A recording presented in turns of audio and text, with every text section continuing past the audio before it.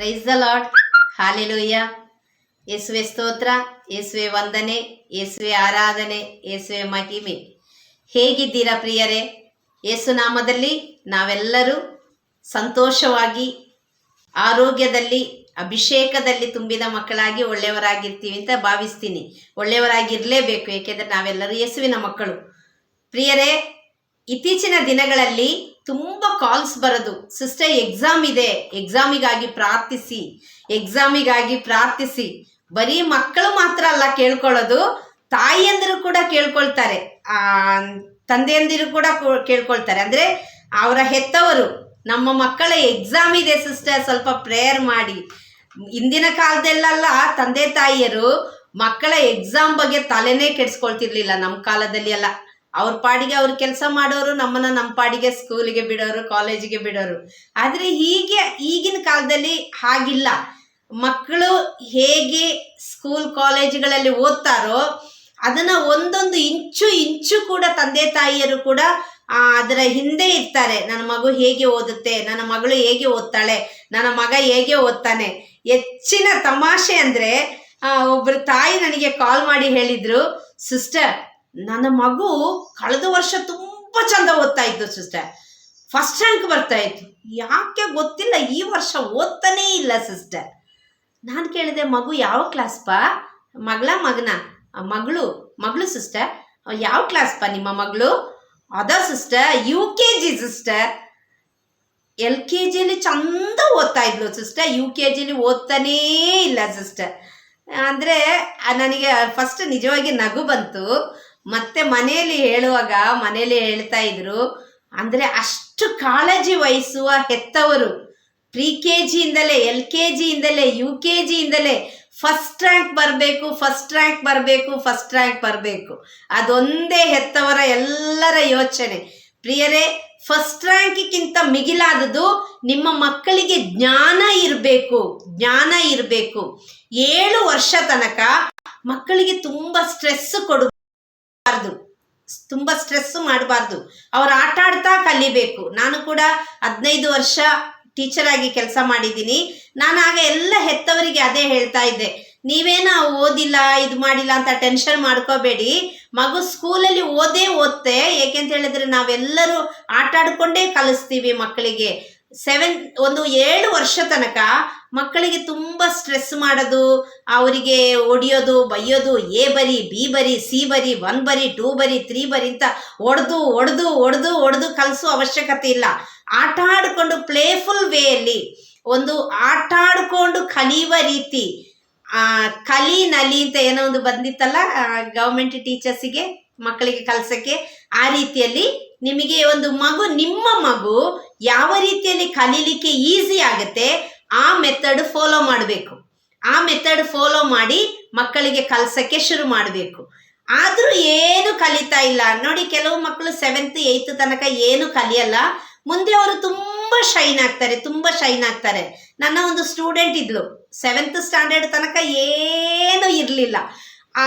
ಆ ಮಗಳು ಆ ವರ್ಷ 7th ಸ್ಟ್ಯಾಂಡರ್ಡ್ ಪಬ್ಲಿಕ್ ಎಕ್ಸಾಮ್ ಇತ್ತು. ನಿಮಗೆ ನೆನಪಿರ್ಬೋದು, ನನಗೆ ಇಸುವೆ ಮರ್ತೋಗಿದೆ. ಕೆಲವು ವರ್ಷಗಳ ಹಿಂದೆ public exam, 7th standard public exam ಇತ್ತು. ನಾನು ಸೂಪರ್ವಿಷನ್ ಮಾಡ್ತಿದ್ದೆ ಕ್ಲಾಸ್ ಒಳಗೆ, ಎಕ್ಸಾಮಿನೇಷನ್ಗೆ ಇದು ಮಾಡ್ತಾ ಇದ್ದೆ. ನಾನು ಆ ಕಡೆ ಈ ಕಡೆ ನಡೆಯುವಾಗ ಮಕ್ಕಳು ಏನಾದರೂ ಕಾಪಿ ಗೀಪಿ ಮಾಡ್ತಾರ, ಅಲ್ಲಿ ಇಲ್ಲಿ ನೋಡ್ತಾರೆ. ನಾನು ತುಂಬ ಸ್ಟ್ರಿಕ್ಟ್ ಇದ್ದೆ ಆಯ್ತಾ. ಏನಾದರೂ ಮಾಡ್ತಾರ ಅಂತ ಆ ಕಡೆ ಈ ಕಡೆ ತಿರುಗಿ ನೋಡಿಕೊಂಡು ನಾನು ಹೀಗೆ ನಡೆಯುವಾಗ ಒಬ್ಬರು ವೆರಂಡದಲ್ಲಿ ಓಡಾಡ್ತಾ ಇದ್ದಾರೆ. ನಾನು ಕೇಳಿದೆ, ಏನು ಸರ್? ಅಯ್ಯೋ ನನ್ನ ಮಗಳಿಗೆ ಹಿಂದಿ ಬರೋದೇ ಇಲ್ಲ, ಇವತ್ತು ಹಿಂದಿ ಎಕ್ಸಾಮ್ ಅಲ್ವಾ, ಒಂಚೂರು ನೋಡಿ ಅವಳು ಹೆಂಗೆ ಮಾಡಿದ್ದಾಳೆ ಅಂತ ನೋಡಿ. ಅಂದರೆ ಅಷ್ಟರ ಮಟ್ಟಿಗೆ, ಅಂದರೆ ಅವರು ಅಲ್ಲಿದ್ದು ಟೀಚರೇ ಆಗಿದ್ರು, ಹಾಗಾಗಿ ಅವರಿಗೆ ಬರಲಿಕ್ಕೆ ಪರ್ಮಿಷನ್ ಇತ್ತು. ಓಕೆ, ಅಂದರೆ ಅಷ್ಟರ ಮಟ್ಟಿಗೆ ಏನು ಕಲಿಯದೆ ಆ ಹೆತ್ತವರು ಹೆದರ್ಕೊಂಡಿದ್ದಂತಹ ಆ ಸ್ಟೂಡೆಂಟ್ ಇವತ್ತು ಲಂಡನ್ನಲ್ಲಿ ಡಾಕ್ಟರ್ ಆಗಿದ್ದಾಳೆ. ಅಂದರೆ 8th ಸ್ಟ್ಯಾಂಡರ್ಡಿಗೆ ಹೋದಾಗ ಆ ಮಗಳು ತುಂಬ ಶೈನ್ ಆದ್ಲು. PUCಯಲ್ಲಿ PCMB ತಗೊಂಡ್ಲು. ಮತ್ತು ಅವಳು ಯುಕ್ರೇನ್ ದೇಶಕ್ಕೆ ಹೋಗಿ MBBS ಮುಗಿಸಿ ಇವತ್ತು ಲಂಡನ್ನಲ್ಲಿ UK ಡಾಕ್ಟರ್ ಆಗಿ ಕೆಲಸ ಮಾಡ್ತಿದ್ದಾಳೆ. ಹಾಗಾಗಿ ನಿಮ್ಮ ಮಕ್ಕಳು ಸಣ್ಣ ಕ್ಲಾಸಲ್ಲಿ ಓದೋದಿದ್ರಲ್ಲ, ಹೆದರೋದು ಬೇಡ. ಏಕೆಂದ್ರೆ ಫಿಲಿಪ್ಪಿ 4:13 ಹೇಳುತ್ತೆ, ಸರ್ವೇಶ್ವರನ ಶಕ್ತಿಯಿಂದ ಸರ್ವವನ್ನು ಸಾಧಿಸುವ ಸಾಮರ್ಥ್ಯ ನನಗಿದೆ. ನಿಮ್ಮ ಮಕ್ಕಳಿಗೆ ದೇವರ ವಾಕ್ಯದಲ್ಲಿ ಬೆಳೆಸಬೇಕು ಪ್ರಿಯರೇ. ಈ ವಾಕ್ಯಗಳನ್ನೆಲ್ಲ ಮಕ್ಕಳಿಗೆ ಬಾಹ್ಯಾಟ ಮಾಡಿಸ್ಬೇಕು. ಫಿಲಿಪ್ಪಿ 4:13, ಸರ್ವೇಶ್ವರನ ಶಕ್ತಿಯಿಂದ ಸರ್ವವನ್ನು ಸಾಧಿಸುವ ಸಾಮರ್ಥ್ಯ ನನಗಿದೆ. ಆ ಒಂದು ಮನವರಿಕೆ ನಮ್ಮ ಮಕ್ಕಳಿಗೆ ಬರಬೇಕು. ಎಕ್ಸಾಮ್ ಟೈಮಲ್ಲಿ ನನ್ನ ಯೇಸುವಿನ ಶಕ್ತಿಯಿಂದ ನಾನು ಕಲಿತಿದ್ದೆಲ್ಲವೂ ಜ್ಞಾಪಕಕ್ಕೆ ಬರ್ತದೆ, ನಾನು ಕಲಿತಿದ್ದೆಲ್ಲವನ್ನು ನನಗೆ ದೇವರು ಪವಿತ್ರಾತ್ಮರು ತಿಳಿಯಪಡಿಸಿ ಕೊಡ್ತಾರೆ.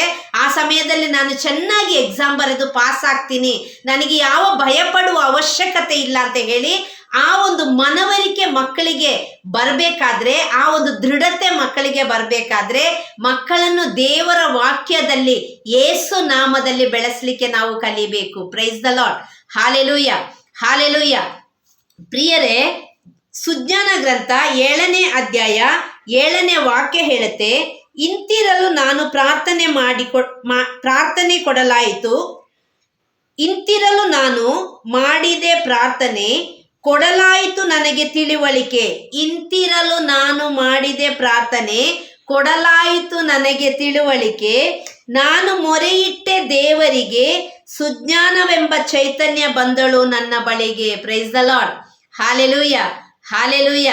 ನಾನು ಪ್ರಾರ್ಥನೆ ಮಾಡಿದಾಗ, ದೇವರಿಗೆ ಮೊರೆಯಿಟ್ಟಾಗ ದೇವರು ಜ್ಞಾನವನ್ನು ನನಗೆ ಕಳುಹಿಸಿಕೊಟ್ಟರು. Praise the lord. ಹಾಲೆಲೂಯ. ಮಕ್ಕಳೇ, 10th ಎಕ್ಸಾಮ್ ಬರೆಯುವವರು, PUC ಎಕ್ಸಾಮ್ ಬರೆಯುವವರು, ಡಿಗ್ರಿ ಎಕ್ಸಾಮ್ ಬರೆಯುವವರು, ಕಾಂಪಿಟೇಟಿವ್ ಎಕ್ಸಾಮ್ ಬರೆಯುವವರು ದಯವಿಟ್ಟು ದೇವರಲ್ಲಿ ಮೊರೆ ಇಡಿರಿ. ದೇವರು ಜ್ಞಾನವನ್ನು ನಿಮಗೆ ಕಳುಹಿಸಿ ಕೊಡ್ತಾರೆ. ದೇವರು ಜ್ಞಾನದ ಭಂಡಾರ, ದೇವರು ಜ್ಞಾನದ ಉಗಮ, ಅವರು ಪರಿಪೂರ್ಣ ಜ್ಞಾನವುಳ್ಳವರು. ಹಾಗಾಗಿ ನೀವು ದೇವರಲ್ಲಿ ಮೊರೆ ಇಟ್ಟಾಗ, ಯೇಸಪ್ಪ ನನ್ನನ್ನು ಜ್ಞಾನದಿಂದ ತುಂಬಿಸು ಸ್ವಾಮಿ, ನಾನು ನಿನ್ನ ಮಗಳು ಯೇಸುವೆ, ನಾನು ನಿನ್ನ ಮಗ ಸ್ವಾಮಿ, ಒಳ್ಳೆ ಮಾರ್ಕ್ಸಲ್ಲಿ ನಾನು ಪಾಸ್ ಆಗಬೇಕು ಯೇಸಪ್ಪ, ನನಗೆ ಸಹಾಯ ಮಾಡಿರಿ ಸ್ವಾಮಿ ಅಂತ ನೀವು ಪ್ರಾರ್ಥಿಸುವಾಗ ದೇವರು ಜ್ಞಾನವನ್ನು ನಿಮಗೆ ಕಳುಹಿಸಿಕೊಟ್ಟು ಜ್ಞಾನದಿಂದ ತುಂಬುತ್ತಾರೆ. ಯಾಕೋಬ 1:5 ಹೇಳುತ್ತೆ, ಯಾರಿಗೆ ಜ್ಞಾನದ ಕೊರತೆ ಇದೆಯೋ ದೇವರಲ್ಲಿ ಕೇಳಿಕೊಳ್ಳಿರಿ, ದೇವರು ನಿಮಗೆ ಯಥೇಚ್ಛವಾಗಿ ಜ್ಞಾನವನ್ನು ನೀಡುವರು. Praise the lord. Hallelujah, hallelujah. ಕಲ್ತಿದೆಲ್ಲ ಮರೆತು ಹೋಗುವಾಗ, ಕಲ್ತಿದೇನು ಜ್ಞಾಪಕದಲ್ಲಿ ಉಳಿಯದೇ ಇದ್ದಾಗ, ಕೆಲವು ಮಕ್ಕಳು ಪಬ್ಲಿಕ್ ಎಕ್ಸಾಮ್ ಆಗುವ ದಿನನೇ ಬೆಳಿಗ್ಗೆ ಲೂಸ್ ಮೋಷನ್ ಆಗೋದು, ಜ್ವರ ಬರೋದು, ಕೆಮ್ಮು ಸ್ಟಾರ್ಟ್ ಆಗೋದು, ಏನೇನೋ ತಲೆ ಸುತ್ತೋದು, ಏನೇನೋ ಕಾಯಿಲೆಗಳು ಪ್ರಪಂಚದಲ್ಲಿ ಅವರು ಇಷ್ಟು ತನಕ ನೋಡೇ ಇರಲ್ಲ ಅಂಥ ಕಾಯಿಲೆಗಳೆಲ್ಲ ಎಕ್ಸಾಮ್ ದಿನ ಬೆಳಿಗ್ಗೆನೆ ಬರೋದು. ನನಗೆ ಗೊತ್ತುಂಟು, ನನ್ನ ಒಂದು ಸ್ಟೂಡೆಂಟ್ ಇದ್ದ, ಎಕ್ಸಾಮ್ ಟೆಸ್ಟ್ ಇರುವ ದಿನ ಬೆಳಿಗ್ಗೆ ಅವನಿಗೆ ಲೂಸ್ ಮೋಷನ್ ಸ್ಟಾರ್ಟ್ ಆಗ್ಬಿಡೋದು. ಅವರಪ್ಪ ಮೊದಲೇ ಎಕ್ಸಾಮ್ ಇರುವಾಗ 2 ಟ್ಯಾಬ್ಲೆಟ್ ತಂದಿಟ್ಕೊಂಡ್ಬಿಡ್ತಿದ್ರು. ಮಿಸ್ ಇವತ್ತು ನಾನು 2 ಟ್ಯಾಬ್ಲೆಟ್ ಒಂದು ಟ್ಯಾಬ್ಲೆಟ್ ಹಾಕಿ ಕಳಿಸಿದ್ದೀನಿ, ಆಗ ಏನಾದರೂ ಪ್ರಾಬ್ಲಮ್ ಇದ್ರೆ ಅವನೊಂಚೂರು ನೋಡ್ಕೊಳ್ಳಿ ಅಂತ ಹೇಳಿ ಹೋಗ್ತಾ ಇದ್ರು. Price the lord. ಹಾಲೆಲೂಯ. ಮಕ್ಕಳಿಗೆ ಎಜುಕೇಷನ್ ಅವ್ರು ಇಷ್ಟಪಟ್ಟು ಕಲಿಬೇಕು. ಕಷ್ಟಪಡುವಾಗೆ ನಾವು ಪೇರೆಂಟ್ಸ್ ಆಗಲಿ ಟೀಚರ್ಸ್ ಆಗಲಿ ಮಾಡಬಾರ್ದು. ದಯವಿಟ್ಟು ಇದನ್ನ ಯಾವುದಾದ್ರೂ ಟೀಚರ್ಸ್ ನೋಡ್ತಾ ಇದ್ರೆ ದಯವಿಟ್ಟು ಏನು ಬೇಜಾರು ಮಾಡ್ಕೋಬೇಡಿ. ನಾನು ಒಂದು ಟೀಚರ್ ಆಗಿ 15 ವರ್ಷ ಕೆಲಸ ಮಾಡಿದ್ದೀನಿ. ಆ ಒಂದು ಇದರಲ್ಲಿ ಹೇಳ್ತಾ ಇದ್ದೀನಿ, ಟೀಚರ್ಸ್ ಆಗಲಿ ಪೇರೆಂಟ್ಸ್ ಆಗಲಿ ಮಕ್ಕಳನ್ನ ಕಲೀರಿ ಕಲೀರಿ ಕಲೀರಿ ಕಲೀರಿ ಕಲೀರಿ ಅಂತ ಹೊರಲಿಕ್ಕೆ ಆಗದ ಹೊರೆಯನ್ನು ಅವರ ಮೇಲೆ ಹೊರಿಸಬಾರದು. ಎಲ್ಲರಿಗೂ ಅವರವರ ಏನು ಹೇಳೋದು IQ ಪವರ್ ಒಂದೇ ಥರ ಇರಲ್ಲ. ಕೆಲವರದ್ದು ಜಾಸ್ತಿ ಇರುತ್ತೆ, ಕೆಲವರದ್ದು ಕಮ್ಮಿ ಇರುತ್ತೆ. ಆಗ ನಾವು ಎಲ್ಲರನ್ನೂ ಈಕ್ವಲ್ ಆಗಿ ಕಾಣಲಿಕ್ಕೆ ನಮಗೆ ಒಂದು ಮನಸ್ಸು ಇರಬೇಕು. ಅದು ಪವಿತ್ರಾತ್ಮರಿಂದ ತುಂಬಿದ ವ್ಯಕ್ತಿಗಳಿಗೆ 100% ಇರುತ್ತೆ. ಈಗಿನ ಕಾಲದಲ್ಲಿ ಯಾರು ಹೊಡಿಯಲ್ಲ ಟೀಚರ್ಸ್, ಯಾರು ಬೈಯಲ್ಲ. ಆದರೆ ಏನು ಮಾಡೋದು ಅಂತ, ಹೇಗೆ ಮಕ್ಕಳನ್ನ ಕರೆಕ್ಷನ್ ಮಾಡಬೇಕು, ಹೇಗೆ ತಿದ್ದಬೇಕು ಅಂತ ಟೀಚರ್ಸಿಗೂ ಗೊತ್ತಾಗಲ್ಲ. ನನಗೆ ಅರ್ಥ ಆಗುತ್ತೆ ಟೀಚರ್ಸ್ ಕಷ್ಟ, ಏಕೆಂದರೆ ನಾನು ಇರುವಾಗಲೇ ಮಕ್ಕಳನ್ನ ಹೊಡಿಬಾರ್ದು ಅಂತ ಹೇಳುವ ಆ ಒಂದು ಪಾಲಿಸಿ ಬಂದಿದ್ದು ನಾನು ಟೀಚಿಂಗ್ ಫೀಲ್ಡಲ್ಲಿ ಇರುವಾಗಲೇ. ಆಗ ನಾನೇನು ಮಾಡ್ತಾ ಇದ್ದೆ ಅಂದರೆ, ನಾವು ಯಾವಾಗಲೂ ಟೀಚರ್ಸ್ 2 ಕ್ಯಾಟಗರಿನ ನೆನಪಿಸ್ಕೊತೀವಿ. ಒಂದು ತುಂಬ ಓದುವವರು, ಇನ್ನೊಂದು ಏನು ಓದೋದವರು. ಈ ಮಧ್ಯಮ ವರ್ಗದವರು ಮತ್ತು ಈ ಏನು ಓದೋದವರು ಇರ್ತಾರಲ್ಲ, ಅವ್ರನ್ನ ಒಬ್ಬೊಬ್ಬರನ್ನ ಒಂದು 2 ದಿನ 2 ಮಂದಿ 3 ಮಂದಿ ಹಂಗೆ ಕರೆದು ನನ್ನ ಪೀರಿಯಡಲ್ಲಿ ನಾನು ಪರ್ಸ್ನಲ್ ಆಗಿ ಅವ್ರನ್ನ ಮಾತಾಡಿಸಿ, ಸ್ವಲ್ಪ ಭುಜ ಎಲ್ಲ ತಟ್ಟಿ, ಅವ್ರನ್ನ ತಲೆ ಎಲ್ಲ ಸವರಿ, ಸ್ವಲ್ಪ ಪ್ರೀತಿ ಮಾಡಿ ಹಿಂಗೆ ಕಳಿಸ್ತಿದ್ದೆ. ಅವ್ರ ಬಗ್ಗೆ ಎಲ್ಲ ಸ್ವಲ್ಪ ಕೇಳಿ. ಆಗ ಟೀಚರ್ನ ಅವರಿಗೆ ಇಷ್ಟ ಆಗುವಾಗ ಅವರು ಇಷ್ಟಪಟ್ಟು ಅದನ್ನ ಕಲಿತಾರೆ, ಆ ಸಬ್ಜೆಕ್ಟ್ನ. ಅದು ಸೈಕಾಲಜಿಕಲ್ ಒಂದು ಮೆಥಡ್. ಅದು ನೀವು ಬೇಕಾದ್ರೆ ನೋಡಿ ಪ್ರಿಯರೇ, ಯಾವ ಟೀಚರ್ನ ಯಾವ ಮಗುವಿಗೆ ಇಷ್ಟವಿರುತ್ತೋ ಆ ಸಬ್ಜೆಕ್ಟಲ್ಲಿ 100% ಆ ಮಗು ಒಳ್ಳೆ ಮಾರ್ಕ್ಸ್ ತಗೊಳ್ಳುತ್ತೆ. Praise the lord. Hallelujah, hallelujah. ಹಾಗಾಗಿ ಮಕ್ಕಳೇ, ಯಾರು ಎಕ್ಸಾಮ್ ಇದೆ ಅಂತ ಹೇಳಿ ಹೆದರ್ಕೊಳ್ಳೋದು ಬೇಡ. ಯೇಸು ನಮ್ಮ ಜೊತೆಗಿದ್ದಾರೆ. ಯೇಸು ಬೈಬಲಲ್ಲಿ ಹೇಳಿದ್ದಾರೆ 366 ಕಡೆ, ಹೆದರಬೇಡಿ, ಭಯಪಡಬೇಡಿ, ನಾನಿದ್ದೀನಿ ನಿನಗೆ, ನಿನ್ನ ಕೈ ಹಿಡಿದು ನಡೆತೀನಿ ನಾನು ನಿನಗೆ ನನ್ನ ಬಲಗೈ ಆಧಾರವಾಗಿ ನಿನಗೆ ಕೊಡುತ್ತೇನೆ, ಯಾವಾಗಲೂ ನಿನ್ನೊಂದಿಗಿರ್ತಾನೆ, ನಿನ್ನೊಂದಿಗಿರ್ತೀನಿ, ಕೈ ಹಿಡಿದು ನಡೆಸ್ತೀನಿ ನಾನು, ನೀನು ಹೆದರದೇ ಬೇಡ ಅಂತ ಒಂದೊಂದು ನಿಮಿಷವೂ ಕೂಡ ಪ್ರಭು ಯೇಸು ನಮಗೆ ದೇವರ ವಾಕ್ಯದ ಮೂಲಕ ವಾಗ್ದಾನ ಮಾಡ್ತಾ ಇರುವಾಗ, ಮಗನೇ ಮಗಳೇ ಅಂತ ಹೇಳಿ ನಿನ್ನ ಹೆಸರು ಹಿಡಿದು ಕರೆದು ನಿನ್ನ ಜೊತೆಗೆ ಇರುವಾಗ ನೀನು ಯಾಕೆ ಎಕ್ಸಾಮನ್ನ ಎದುರ್ತೀಯ? ಕೆಲವು ಟಿಪ್ಸ್ ನಾನು ಕೊಡ್ತೀನಿ. ನಿಮಗೆ ಕಷ್ಟ ಇರುವ ಸಬ್ಜೆಕ್ಟ್ದು ಕೀ ವರ್ಡ್ಸ್, ಅದರ ಪರ್ಟಿಕ್ಯುಲರ್ ವರ್ಡ್ಸ್ ಇರುತ್ತಲ್ಲ ಆನ್ಸರ್ದು, ಆ ಪರ್ಟಿಕ್ಯುಲರ್ ವರ್ಡ್ಸ್, ಕೀ ವರ್ಡ್ಸ್, ಅದನ್ನ ನಿಮ್ಮ ಕಬೋರ್ಡಲ್ಲಿ ಅಥವಾ ನಿಮ್ಮ ಡೋರ್ ಮೇಲೆ ಎಲ್ಲಾದ್ರೂ ಒಂದು ಚೀಟಿಯಲ್ಲಿ ಬರೆದು ಅಂಟಿಸಿಡಿರಿ. ಮ್ಯಾಥ್ಸ್ದು ಫಾರ್ಮುಲಾಸ್ ಒಂದು ಸಣ್ಣ ಬುಕ್ ಮಾಡಿ. ಅದು ಮಾಡೋಕ್ಕಾಗದಿದ್ರೆ ಒಂದು ಚೀಟಿಯಲ್ಲಿ ಬರೆದು ಎಲ್ಲ ಫಾರ್ಮುಲಾಸ್ ಬರೆದು ನಿಮ್ಮ ಡೋರ್ ಮೇಲೆ, ನಿಮ್ಮ ಕಬೋರ್ಡ್ ಮೇಲೆ, ನೀವು ಹೋಗಿ ಬರುವ ದಾರಿ ಅಂದರೆ ನೀವು ಯಾವಾಗಲೂ ನೋಡ್ತೀರಾ ಅಂತಿರೋದು ಮೇಲೆ ಅಥವಾ ನಿಮ್ಮ ಸ್ಟಡಿ ಟೇಬಲ್ ಮೇಲೆ ಎಲ್ಲಾದರೂ ಒಂದು ಕಡೆ ಅಂಟಿಸಿರಿ. ಅದನ್ನ ಹೇಳ್ತಾ ಇರಿ, ಸಮಯ ಸಿಕ್ಕುವಾಗಲೆಲ್ಲ ನೀವು ನೋಡ್ತಾ ಇರಿ, ಹೇಳ್ತಾ ಇರಿ. ಆಗ ಅದು ಹೇಳಿ ಹೇಳಿ ಹೇಳಿ ಹೇಳಿ ನಿಮ್ಮ ಜ್ಞಾಪಕಕ್ಕೆ ಅದು ಬರುತ್ತೆ ಎಕ್ಸಾಮ್ ಟೈಮಲ್ಲಿ. ಯಾಕೆಂದ್ರೆ ಮತ್ತೆ ಕೆಲವರಿಗೆ ಬರೆದು ಕಲಿತಾಗ ಜ್ಞಾಪಕದಲ್ಲಿ ಬರುತ್ತೆ. ಈಗ ದೊಡ್ಡ ದೊಡ್ಡ ಸಬ್ಜೆಕ್ಟ್ ಓದುವಾಗ ಎಲ್ಲರಿಗೆ ಕಲಿಯಕ್ಕಾಗಲ್ಲ. ತುಂಬ ಎಕ್ಸಾಮ್ ಪೇಪರ್ಸ್, ತುಂಬ ವರ್ಷದ ಕ್ವಶನ್ ಪೇಪರ್ಸ್ ಇದೆಲ್ಲ, ಅದನ್ನ ನೀವು ಬರೆದು ಕಲಿತು ಪ್ರಾಕ್ಟೀಸ್ ಮಾಡ್ಬೋದು. ಅದರಿಂದಲೇ ನಿಮಗೆ ಒಂದು 40% ಅಷ್ಟು ಬರ್ತದೆ. ಒಂದು ಟೀಚರ್ ಆಗಿ ನನಗೆ ಗೊತ್ತು. ಹಾಗಾಗಿ ನೀವು ಎಕ್ಸಾಮ್ ಬಗ್ಗೆ ಏನು ಹೆದರಬೇಡಿ. ಅಯ್ಯೋ ಇಷ್ಟೇ ಮಾರ್ಕ್ಸ್ ಬಂತು, ಕೆಲವರು ಎಕ್ಸಾಮ್ ಆಗಿಲ್ಲ, ಈಗ ಕೊರೋನಾದ ಟೈಮಲ್ಲಿ ಎಕ್ಸಾಮ್ ಆಗಿಲ್ಲ. ನಾನು ಎಲ್ಲೋ ಒಂದು ಕಡೆ ಕೇಳಿದ್ದೆ, ಒಂದು ಹುಡುಗಿ ಸುಸೈಡ್ ಮಾಡ್ಕೊಂಡ್ಲು ಅಂತ. ದಯವಿಟ್ಟು ಮಾಡ್ಕೋಬೇಡಿ ಮಕ್ಕಳೇ, ನಿಮ್ಮ ಜೀವ ಅಮೂಲ್ಯವಾದದ್ದು. ಒಂದು ಎಕ್ಸಾಮ್ ಅಲ್ಲ ನಿಮ್ಮ ಜೀವನನ ಇದು ಮಾಡೋದು. ನಾನು ಹೇಳ್ತಾ ಇದ್ದೀನಿ, ನಾನು ಮುಂದೊಂದು ದಿನ ನೆಕ್ಸ್ಟ್ ಇಯರ್, ನನ್ನ ಮಗಳು ಹೇಳಿದ್ಲು ಡಾಕ್ಟರ್ ಆದ್ಮೇಲೆ ನಾನು ಸಾಕ್ಷಿ ಹೇಳಕ್ ಬರೋದು ಅಂತ. ಇನ್ನೊಂದು ವರ್ಷ ಇದೆ ಪ್ರಿಯರೇ. ಏನಂತ ಹೇಳಿದ್ರೆ, ಅವಳು ಓದ್ಲಿಕ್ಕೆ ತುಂಬಾ ಹುಷಾರಿದ್ಲು, ಎಲ್ಲ ಟೀಚರ್ಸಿಗೆ ಅವಳ ಮೇಲೆ ತುಂಬಾ ಭರವಸೆ ಇತ್ತು, ಎಲ್ಲದರಲ್ಲೂ ಔಟ್ ಆಫ್ ಔಟ್ ತಗೊಳ್ತಾಳೆ ಅಂತ. ಆದ್ರೆ ಅವಳಿಗೆ 10th ಅಲ್ಲಿ 86 ಬಂತು, PU ಅಲ್ಲಿ 88 ಬಂತು. ಏಕೆಂತ ಹೇಳಿದ್ರೆ ಅವಳಿಗೆ ಮ್ಯಾಥ್ಸ್ ತುಂಬಾ ಕಷ್ಟ. ಮ್ಯಾಥ್ಸ್ ಅಲ್ಲಿ ಅವಳಿಗೆ 69, 70 ಹಂಗೆ ಬಂದ ಕಾರಣ ಉಳಿದಿದ್ದೆಲ್ಲ ಸಬ್ಜೆಕ್ಟ್ ಅಲ್ಲಿ ಒಳ್ಳೆ ಮಾರ್ಕ್ಸ್ ಇತ್ತು. ಆದ್ರೆ ಏನಂತ ಹೇಳಿದ್ರೆ ಅವಳಿಗೆ ಈ ಮ್ಯಾಥ್ಸ್ ಅಲ್ಲಿ ಇದ್ದ ಕಾರಣ ನ್ಯಾಚುರಲ್ ಆಗಿ ಪರ್ಸೆಂಟೇಜ್ ಕಡಿಮೆ ಬಂತು. ಓಕೆ, ನಾನು ಕೆಲವು ವಿಡಿಯೋಸ್ ಅಲ್ಲಿ, ಧೈರ್ಯ ತುಂಬಾ ವಿಡಿಯೋಸ್ ಅಲ್ಲಿ ಕೂಡ ಇದು ವಿಷಯ ಹೇಳಿದ್ದೇನೆ. ಆದ್ರೆ ಎಕ್ಸಾಮ್ ಬರೆಯುವ ಮಕ್ಕಳಿಗಾಗಿ ನಿಮಗೆ ಎಷ್ಟೇ ಬಂದ್ರು ಮಾರ್ಕ್ಸ್, ದೇವರ ಕರುಣೆ ಒಂದು ನಿಮ್ಮ ಜೊತೆಯಲ್ಲಿದ್ರೆ ಸಾಕು. ತುಂಬಾ ಪ್ರೇಯರ್ ಮಾಡಿ. ಅದಕ್ಕಾಗಿ ಸಾಕ್ಷಿ ಹೇಳ್ತಾ ಇದ್ದೀನಿ. 88 ಬಂತು. ಆ ವರ್ಷ ಅವಳದು ಕಾಮಡ್ಕೆ, CET ಎಲ್ಲ ಕ್ಯಾನ್ಸಲ್ ಆಗೋಯ್ತು. ಕಾಮಡ್ಕೆಗೆ ನಾವು ಎಕ್ಸಾಮ್ ಕಟ್ಟಿ ಎಕ್ಸಾಮ್ ಸೆಂಟರಿಗೆ ಹೋದ್ವಿ, ಆದರೂ ಎಕ್ಸಾಮ್ ಕ್ಯಾನ್ಸಲ್ ಆಗಿತ್ತು. ಬರೀ ಇಂಜಿನಿಯರಿಂಗ್ ಸ್ಟೂಡೆಂಟ್ಸಿಗೆ ಮಾತ್ರ ಎಕ್ಸಾಮ್ ಇತ್ತು, ಮೆಡಿಕಲ್ ಸ್ಟೂಡೆಂಟ್ಸಿಗೆ ಇರಲಿಲ್ಲ. ಇವಳ ಕಣ್ಣಲ್ಲಿ ಎಲ್ಲ ಬಳ ಬಳ ಬಳ ಬಳ ನೀರು. ನಾನು ಏನು ಧೈರ್ಯ ಹೇಳಕ್ಕಾಗ್ಲಿ, ಏನು ಮಾಡಕ್ ಹೋಗಿಲ್ಲ. ನಮ್ಮ ಯೇಸು ಸ್ಪರ್ಶ ಟೀಮ್ ರಿಟ್ರೀಟ್, ನಮ್ಮ ರಿನ್ಯೂವಲ್ ರಿಟ್ರೀಟ್ ಸೆಂಟರ್, ಬ್ಯಾಂಗ್ಳೂರಲ್ಲಿ ರಿನ್ಯೂವಲ್ ರಿಟ್ರೀಟ್ ಸೆಂಟರ್ ಇದೆಯಲ್ಲ, ಅಲ್ಲಿ ನಮ್ಮ ಟೀಮ್ ರಿಟ್ರೀಟ್ ಆಗ್ತಾ ಇತ್ತು. ನಾನು ಅವಳನ್ನ ಕರ್ಕೊಂಡು ಡೈರೆಕ್ಟ್ ರಿಟ್ರೀಟ್ ಸೆಂಟ್ರಿಗೆ ಹೋದೆ. ರಿಟ್ರೀಟ್ ಮುಗೀತು. ನಾನು ಆ್ಯಕ್ಚುಲಿ ಅಲ್ಲೇ ಆಲ್ಟ್ ಆಗಬೇಕು ಅಂತ ಇದ್ದವಳು. ಆದರೆ ಆಲ್ಟ್ ಆಗಲ್ಲ, ಮನೆಗೆ ಡೈಲಿ ಅಪ್ ಆ್ಯಂಡ್ ಡೌನ್ ಮಾಡ್ತೀನಿ ಅಂತ ಮಗಳನ್ನ ಕರ್ಕೊಂಡು 4 ದಿನನೂ ರಿಟ್ರೀಟಿಗೆ ಕರ್ಕೊಂಬಂದೆ. ಅವಳನ್ನ ಅಪ್ ಆ್ಯಂಡ್ ಡೌನ್ ಮಾಡಿಸಿ, ಆಟೋ, ಬೆಳಿಗ್ಗೆ ಆಟೋ, ರಾತ್ರಿ ಆಟೋ, 8, 8:30 ಆದಮೇಲೆ ನಾವು ಮನೆಗೆ ಹೋಗೋದು ಆಟೋ ಮಾಡಿಕೊಂಡು ರಿಟ್ರೀಟ್ ಸೆಂಟರಿಂದ. ಹಾಗೆ ಹೋದ್ವಿ 4 ದಿನ. ಭಾನುವಾರದಿಂದ ಗುರುವಾರ ತನಕ ರಿಟ್ರೀಟ್ ಮುಗೀತು. ಗುರುವಾರ ಮಧ್ಯಾಹ್ನ ರಿಟ್ರೀಟ್ ಫಿನಿಶ್ ಆಗಿ ನಾವು ಮನೆಗೆ ಹೋದ್ವಿ. ಮನೆಗೆ ಹೋದಾಗ ನಾನು ಹೇಳಿದೆ, ಮಗಳೇ ನೋಡು, ದೇವ್ರ ವಾಕ್ಯ ತುಂಬ ಕೇಳಿದ್ಯಾ, ಒಂದು ವಾರ ಧ್ಯಾನದಲ್ಲಿ ಭಾಗವಹಿಸಿ ಚೆನ್ನಾಗಿ ಬೈಬಲ್ ತೆಗೆದು ನೀನು ಪರ್ಸ್ನಲ್ ಆಗಿ ಬೈಬಲ್ ಓದು, ಪರ್ಸನಲ್ ಆಗಿ ಜಪಸರ ಮಾಡು. ದಿನ ಹೇಗಿದ್ರು ಬಲಿಪೂಜೆಗೆ ಹೋಗ್ತಾ ಇದೆಯಾ, ಬಲಿಪೂಜೆಯಲ್ಲಿ ಪ್ರಾರ್ಥಿಸು. ಯೇಸುವೆ, ನಾನೊಂದು ಒಳ್ಳೆ ಡಾಕ್ಟರ್ ಆಗುವುದಕ್ಕಾಗಿ ಸ್ತೋತ್ರ ಸ್ವಾಮಿ ಅಂತ ಹೇಳಿ ಪ್ರಾರ್ಥಿಸು. ದೇವರು ನಿನ್ನ ಜೊತೆಗಿದ್ದಾರೆ. ಯೇಸುವಿಗೆ ಅಸಾಧ್ಯವಾದುದು ಯಾವುದಿಲ್ಲ. ಯೇಸು ಯಾವ ಮಾರ್ಕ್ಸ್ ನೋಡಲ್ಲ, ಯೇಸು ಯಾರ ಕ್ಯಾರೆಕ್ಟರ್ ನೋಡಲ್ಲ, ಏನು ನೋಡಲ್ಲ. ಯೇಸುವಿಗೆ ಬೇಕು ನಮ್ಮ ಹೃದಯ. ಮಗಳೇ, ನೀನು ಪ್ರಾರ್ಥಿಸು, ದೇವರು ನಿನ್ನ ದೇವರ ಚಿತ್ತವಾದರೆ ಖಂಡಿತವಾಗಿ ನೀನೊಂದು ಡಾಕ್ಟರ್ ಆಗ್ತೀಯ ಅಂತ ಹೇಳಿದೆ. ಪ್ರಿಯರೇ, ಅದಾಗಿ ಒಂದು 2 ವಾರ ಆದಾಗ ನನ್ನ ಒಂದು ಹಳೆ ಸ್ಟೂಡೆಂಟ್ ನನ್ನ ಹತ್ರ ಕೌನ್ಸಿಲಿಂಗ್ಗೆ ಬಂದ್ಲು. ಅವಳು ಕೌನ್ಸಿಲಿಂಗ್ ಮುಗ್ದಾದ್ಮೇಲೆ ನನ್ನ ಮಗಳನ್ನ ನೋಡಿ, ಮಿಸ್ ಏನು ಮಾಡ್ತಿದ್ದಾಳೆ ಮಗಳು ಅಂತ ಕೇಳಿದ್ಲು. ನಾನು ಎಲ್ಲ ಸ್ಟೋರಿ ಅವಳಿಗೆ ಹೇಳಿದೆ, ಈಗೀಗ ಆಯ್ತು ಅಂತ. ಅವಳು ಹೇಳಿದ್ಲು, ನನ್ನ ತಂಗಿ ಯುಕ್ರೇನ್ ದೇಶದಲ್ಲಿ MBBS ಮಾಡ್ತಿದ್ದಾಳೆ, 5th year MBBS, going to 5th year. ನಾನು ಬೇಕಾದರೆ ಅವಳಿಗೆ ಹೇಳಿ ನಿಮಗೆ ಹೆಲ್ಪ್ ಮಾಡಿಸ್ತೀನಿ. ಅಲ್ಲಿ ಸ್ವಲ್ಪ ಬಯಾಲಜಿಯಲ್ಲಿ ಎಷ್ಟೋ ಮಾರ್ಕ್ಸ್ ಇರಬೇಕು, ಒಂದು ಸಣ್ಣ ಎಕ್ಸಾಮ್ ಇರ್ಬೋದು ಅಂತೆಲ್ಲ ಹೇಳಿದ್ಲು. ಆದರೆ ದೇವ್ರ ಕರುಣೆಯಿಂದ ಯಾವ ಎಕ್ಸಾಮ್ ಏನು ಅಂಥದ್ದು ಇರಲಿಲ್ಲ ಅಂತ ನನಗೆ ಅನಿಸುತ್ತೆ, ಮರ್ತೋಗಿದ್ದೀನಿ ಈಗ. ಅವಳಿಗೆ ಬಯಾಲಜಿಯಲ್ಲಿ 98 ಇತ್ತು. ಹಾಗೆ ದೇವ್ರ ಕರುಣೆಯಿಂದ ಮೊದಲೇ ನಮಗೆ ಮೆಸೇಜ್ ಬಂದಿತ್ತದು, ಅವಳು ಹೊರಗಡೆ ಹೋಗಿ ಓದ್ತಾಳೆ ಅಂತ, ಬ್ರದರ್ TK ಜಾರ್ಜ್ ಥ್ರೂ. ಹಾಗೆ ನಾವು ಅವಳನ್ನ ಹೊರಗಡೆ ಕಳಿಸಿದ್ವಿ. 5th ಇಯರ್ MBBS ಮುಗೀತು, ಈಗ ಗೋಯಿಂಗ್ ಟು 6th ಇಯರ್. ಇನ್ನು 1 ವರ್ಷದಲ್ಲಿ MBBS MD ಕೊಡ್ತಾರೆ. ದೇವರ ಆಶೀರ್ವದಿಸಿದ್ರೆ ಪ್ರಾರ್ಥಿಸಿ, ದೇವರ ಕರುಣೆಯಿಂದ ಅವಳೊಂದು ಒಳ್ಳೆ ಡಾಕ್ಟರ್ ಆಗ್ತಾಳೆ. ನಿಮಗೇನಾಗಬೇಕು ಅದು ದೇವರಿಗೆ ಸಮರ್ಪಿಸಿ ಅದಕ್ಕಾಗಿ ಸ್ತೋತ್ರ ಮಾಡಿ ಮಕ್ಕಳೇ. ನೀವು ನನಗೆ ಹಿಂಗೆ ಬಂತು ಮಾರ್ಕ್ಸ್, ಹಂಗೆ ಬಂತು ಮಾರ್ಕ್ಸ್ ಇಲ್ಲ. ದೇವರು ಅದ್ಭುತ ಸ್ವರೂಪಿ, ಅವರು ಅದ್ಭುತ ಮಾಡಲಿಕ್ಕೆ ಶಕ್ತರಾದವರು. ಎಕ್ಸಾಮ್ ಟೈಮಲ್ಲಿ ಏನು ಭಯ ಪಡಬೇಡಿ, ಪವಿತ್ರಾತ್ಮರು ನಿಮ್ಮ ಜೊತೆಗೆ ಇರ್ತಾರೆ. ಯೋಹನ್ನ ಶುಭ ಸಂದೇಶ 14ನೇ ಅಧ್ಯಾಯ 26ನೇ ವಾಕ್ಯ ಹೇಳುತ್ತೆ.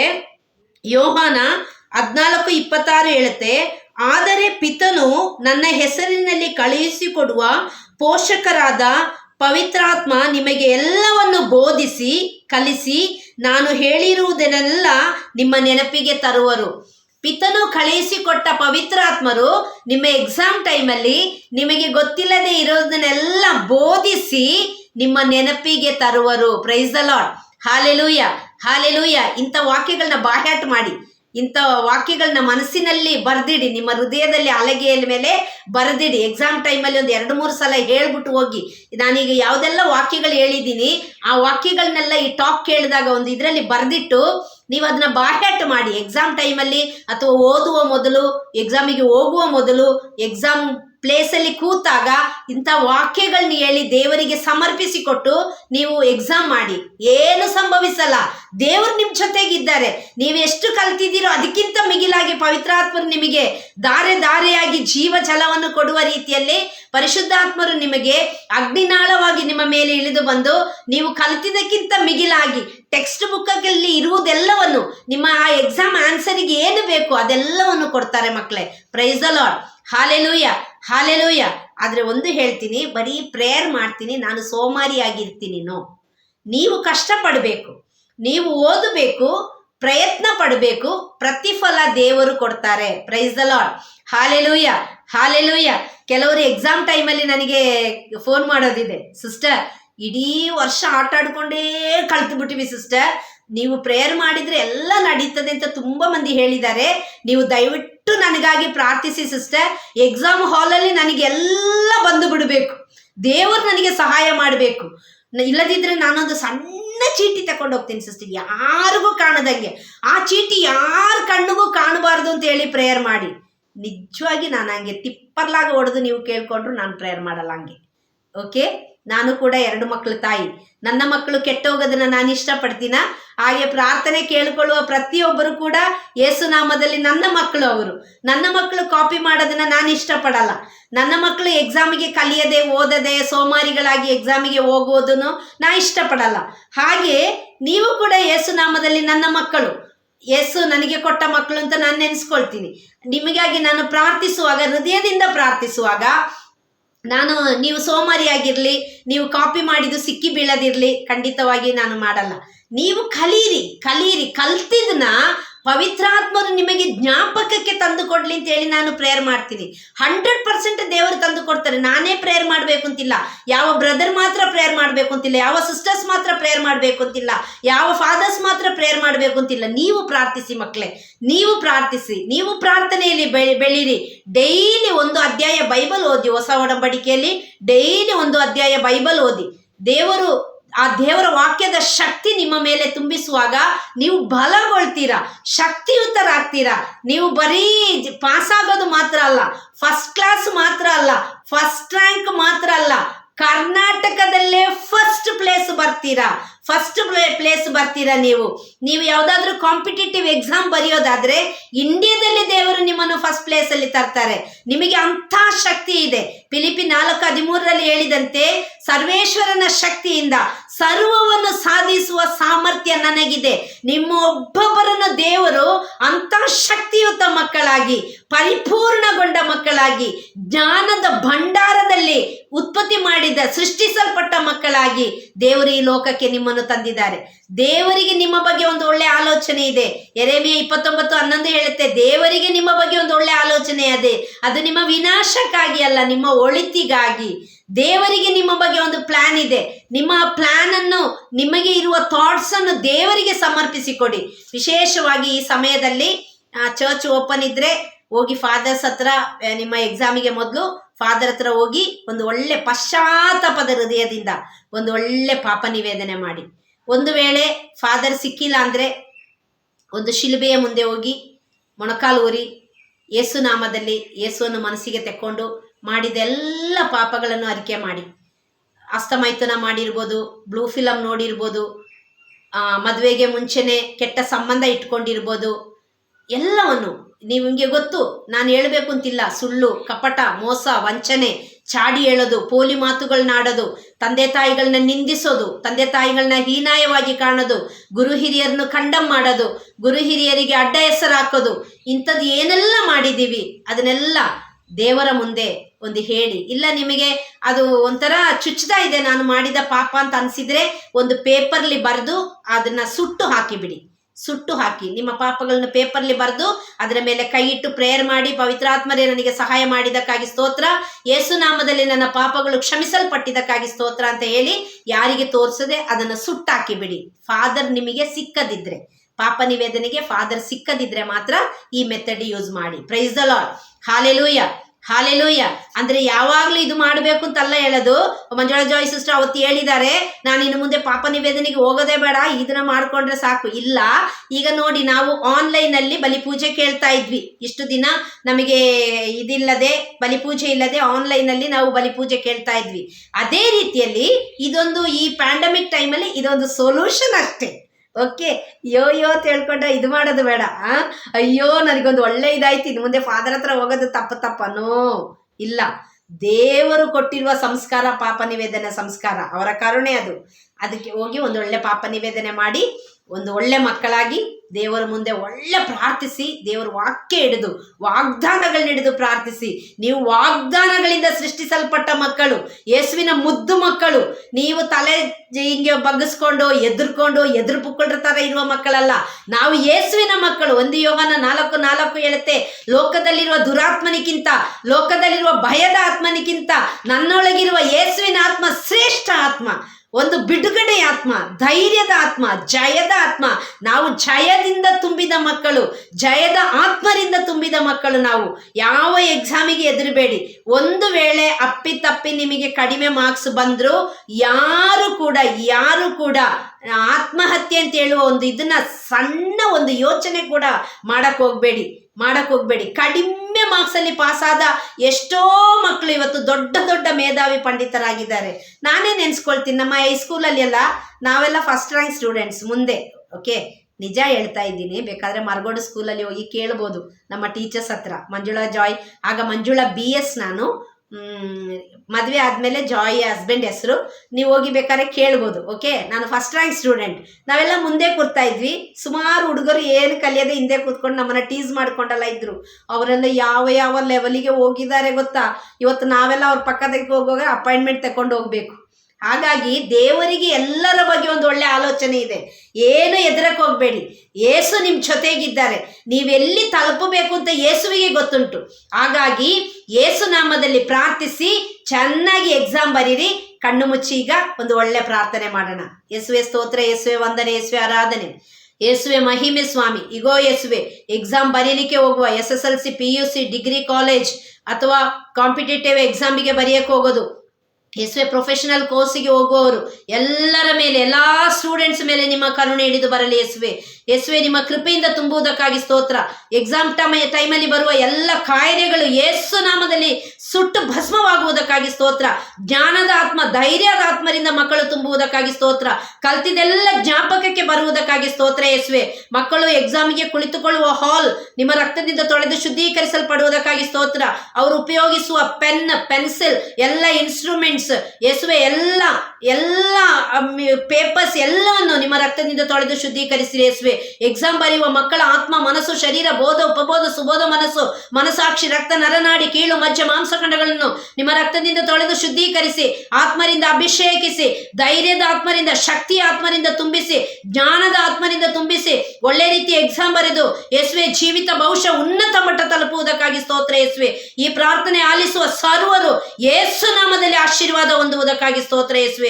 ನಿಮ್ಮ ಕರುಣೆ ಎಲ್ಲಾ ಮುದ್ದು ಮಕ್ಕಳ ಮೇಲೆ ಇಳಿದು ಬರಲಿ ಸ್ವಾಮಿ. ಎಲ್ಲ ಮುದ್ದು ಮಕ್ಕಳನ್ನು ನಿಮ್ಮ ಅಂಗೈಯಲ್ಲಿ ಚಿತ್ರಿಸಿಕೊಂಡು ಕಣ್ಮಣಿಯಂತೆ ಕಾಪಾಡುವುದಕ್ಕಾಗಿ ಸ್ತೋತ್ರ ಯೇಸುವೆ.